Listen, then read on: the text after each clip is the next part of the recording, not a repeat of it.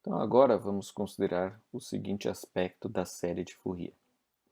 Um sinal periódico qualquer, período T maiúsculo, é uma soma de exponenciais complexos ponderado por fazores xk. Multiplica por mais jk ômega t, sendo esse ômega relacionado com o período 2π sobre t. A questão que eu vou levantar com vocês vai ser: vamos dizer que eu não possa somar esses infinitos exponenciais complexos, mas eu possa somar somente uma quantidade finita. Para facilitar, vamos considerar 2n mais 1 exponenciais complexos, só por conta de simetria. A pergunta que a gente tem é: será que o fasor é o mesmo? Em que sentido ser o mesmo? Eu quero encontrar o fasor desta nova versão xn de t, de tal forma que xn de t se torne x de t, se torne uma versão muito próxima de x de t. Então veja, eu vou somar uma parcela de exponenciais complexos na expectativa de que o erro seja o menor possível, considerando um n maiúsculo fixo, ou seja, 2n mais 1 exponenciais complexos. Então, a gente vai investigar esta situação. Para fazer isso, primeiro eu vou constituir a função en de t como função erro entre as duas funções que eu estou listando acima. Então, lembrando, eu quero saber qual é o erro mínimo que propicia que... Eu quero encontrar qual é o fasor xn de k de tal forma que este erro de aproximação seja o menor possível. Então, primeiro escrever a função erro. Ela é descrita por somatório de k igual a menos n maiúsculo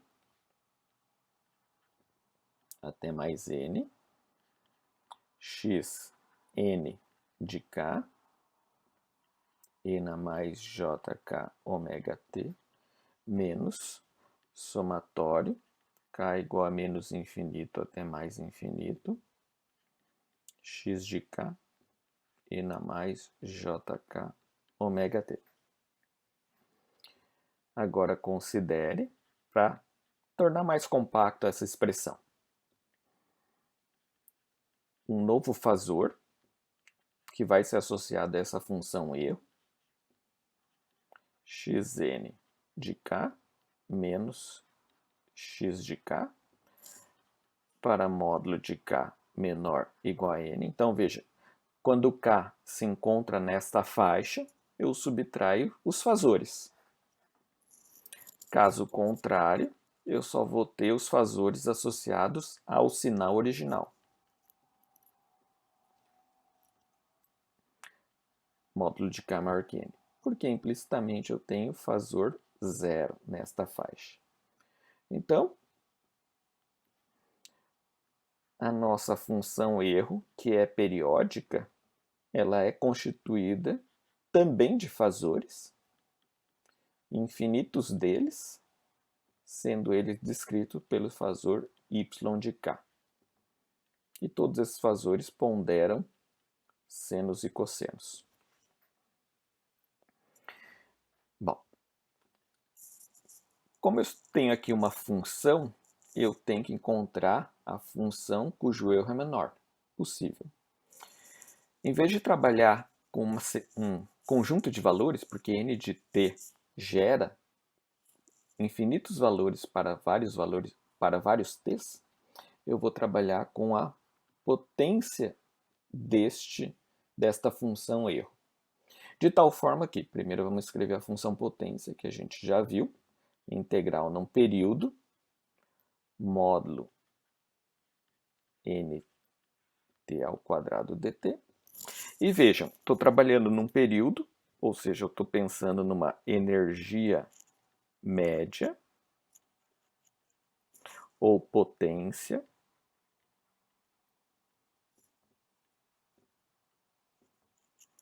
do erro de truncamento.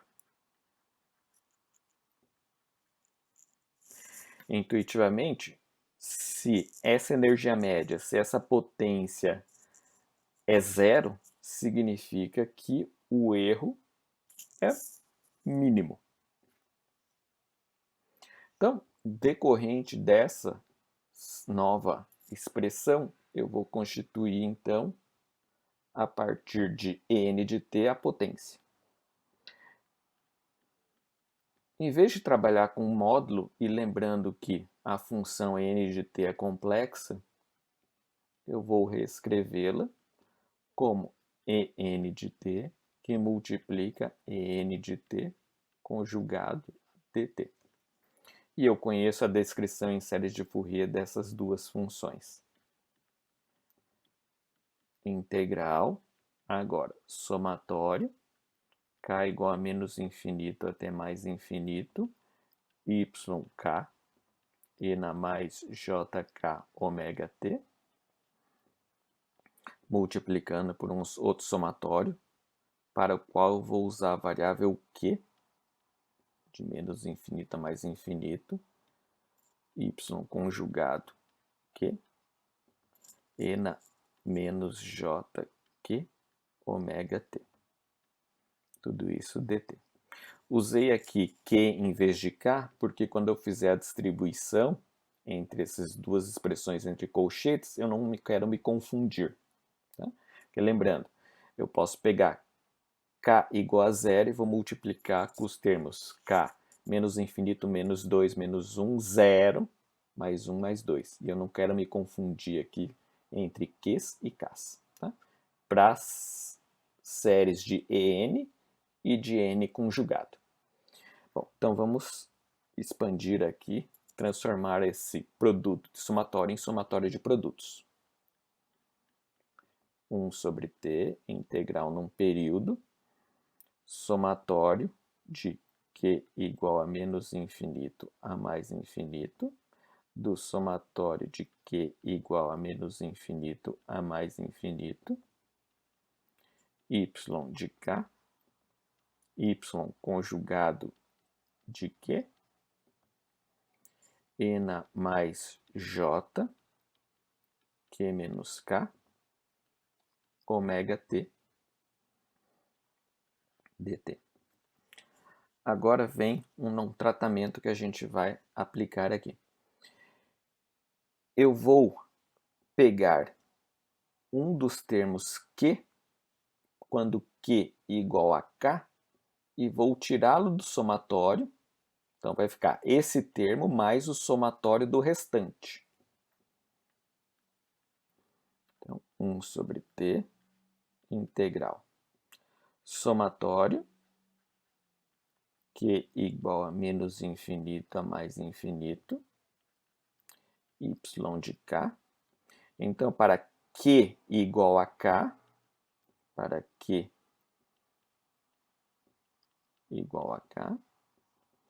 isso faz com que eu tenha q igual a k, n mais j, 0 ômega t, mais os demais termos. Somatório, k igual a menos infinito a mais infinito, somatório de q igual a menos infinito a mais infinito, quando q diferente de k, y de k, y conjugado de q. Vejam que o resto da expressão é o mesmo, envolvendo aqui a somatório de somatório. Q menos K, ômega t. Eu fiz essa separação pela seguinte razão. Vejam, eu tenho integral da soma sobre das integrais. Então, eu vou integrar este termo, depois vou integrar este termo. Quando eu integrar esse termo, eu vou ter para este exponencial aqui, integral num período, e na mais j, q menos k, ômega t dt. Lembrando da relação de Euler, cosseno k menos q, ômega t, mais j, seno k, ômega. Só corrigindo aqui. K menos Q, ômega, T, tudo isso dt. Isto aqui a gente já viu antes, é zero. Então veja, eu isolei esse termo porque quando eu tiver zero aqui, quando K for igual a Q, isso aqui não se torna zero, porque quando eu integrar, isso aqui vai ser substituído por 1. Então, só para a gente poder ter isso em evidência. É um resultado que não aparece muito claramente, mas quando a gente expande a série, ele fica mais claro. Então, continuando, quando nós resolvermos esta expressão, então vamos colocar aqui 1 sobre t, integral num período. Eu vou até melhorar aqui, integral da soma das integrais, para ficar mais evidente para a gente. Então, eu vou ter somatório, k igual a menos infinito a mais infinito, y de k, y conjugado de k, tá? Porque lembre, k igual a q ou q igual a k, integral num período de 1 dt, que vai ser t. Então, isto aqui tudo t, que naturalmente vai simplificar com esse 1 sobre t. Então, vejam, o nosso erro, a nossa potência do erro vai ser somatório de menos infinito a mais infinito, yk, y conjugado de k. Só que lembre-se, nós temos y definido desta maneira. Então, eu vou abrir agora essa definição de y de k em função do x, porque a gente está procurando os nossos x. Então, quando eu abro essa expressão, eu tenho para k menor do que n e maior do que n, módulo quadrado de xn de k menos x de k. Por quê? Eu vou ter nessa faixa esse termo que é, vamos só escrever aqui, somatório k igual a menos infinito a mais infinito de módulo de yk ao quadrado. Então, só estou representando em módulo de k para expandir a nossa série, mais somatório para módulo de k maior do que n, módulo, vou deixar negativo, mas naturalmente o módulo cancela esse termo. Negativo, o sinal negativo, né? Então veja, agora a pergunta é, qual o x de n que torna isto o mínimo possível? Naturalmente, x de n atuando somente neste termo, então, implica em x de n igual ao próprio x de k. Nessa circunstância, vamos colocar aqui, erro mínimo, ou PE mínimo, vai ser somatório de módulo de k maior do que n, de módulo x de k ao quadrado. Então, veja, quando eu tenho essa situação, o meu erro é mínimo e é descrito por essa parcela, porque veja, não tenho condição de gerar um xn de k. Primeiro, eu estou somando, então essa parcela aqui não vai contribuir para a diminuição. A única parcela que pode diminuir a nossa potência está restrita a este termo aqui, envolvendo os nossos 2n mais 1, 2n mais 1 diferenças. Nessa circunstância, a única coisa que xn de k pode ser é ser x de k para que esta parcela seja zero. E aí o erro se torne este, dado que a gente está lidando com potência. Então veja, toda vez que a gente trunca, a melhor opção de fasor é continuar sendo o fasor original. Quando a gente trunca, a gente vai ter um erro descrito por essa expressão. Dependendo dos nossos fasores, isto aqui pode, com um aumento de k, começar a diminuir ou convergir para um erro. E veja, eu estou somando infinitos termos aqui. E eu tenho que ter uma convergência. Ok? Então, só para a gente sumarizar. Como a gente está lidando agora com um truncamento da série, ou seja, em vez de somar os infinitos senos e cossenos para compor o sinal original no tempo, então veja, tem os fasores e os exponenciais complexos associados. Em vez de eu somar todos eles, os infinitos, eu estou formando uma parcela indo de menos n maiúsculo até n maiúsculo. Ou seja, estou somando 2n mais 1 elementos. Esse 1 que eu estou, um extra seria o nível DC. Então, essa representação é só para ilustrar que eu estou somando uma parcela dos meus componentes harmônicos ou dos meus senos e cossenos associados aos fasores respectivos.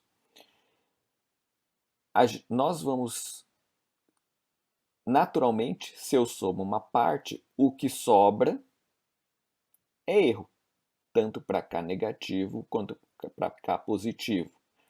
Acima de N positivo, abaixo de N negativo. Então, este erro que eu obtenho aqui está associado ao meu truncamento. Naturalmente, quanto maior o N, menor o erro. E o menor erro possível é se eu utilizasse a série completa. Então vamos ver só alguns resultados decorrentes da minha tentativa de minimizar este erro definindo valores de n.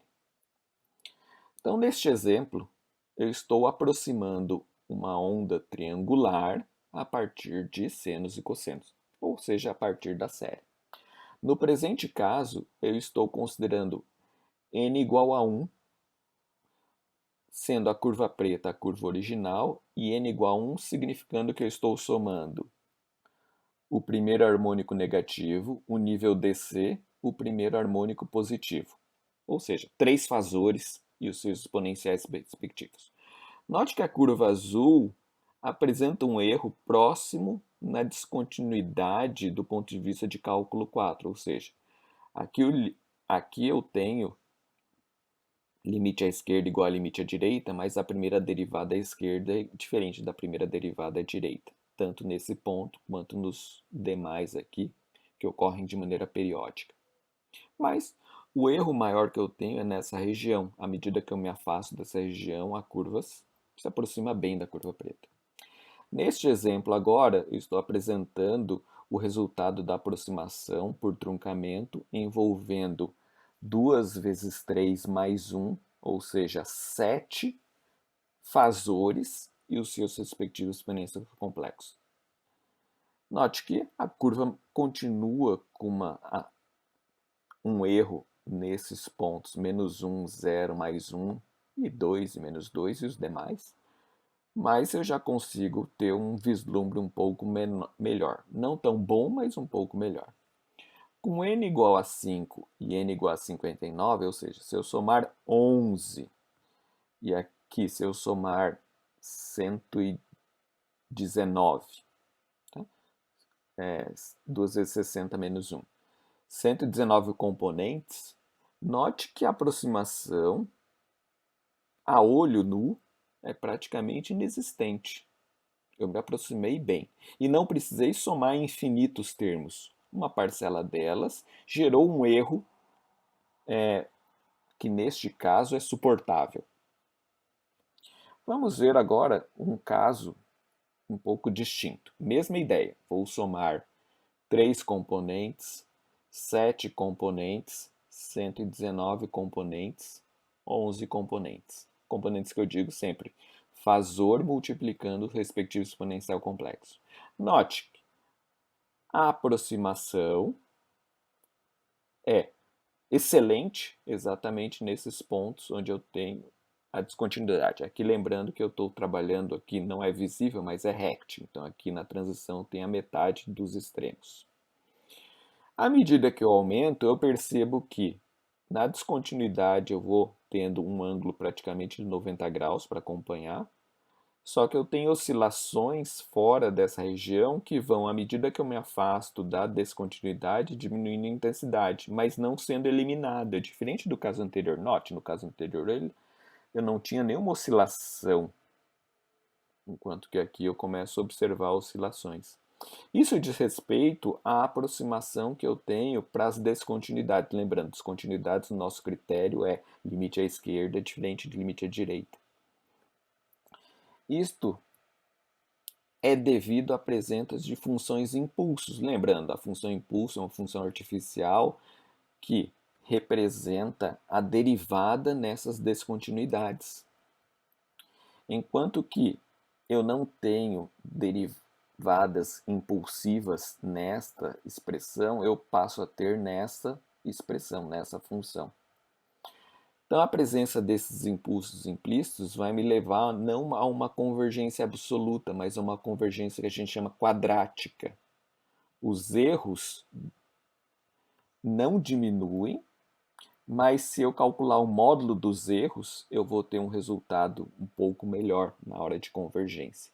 Isso se deve ao que é conhecido como fenômeno de Gibbs, está associado à descontinuidade. Então, toda vez que eu tiver uma função com descontinuidades, eu vou ter essas oscilações, esses overshoots, próximos a descontinuidades, para que a soma de senos e cossenos consiga atingir esses 90 graus, o mais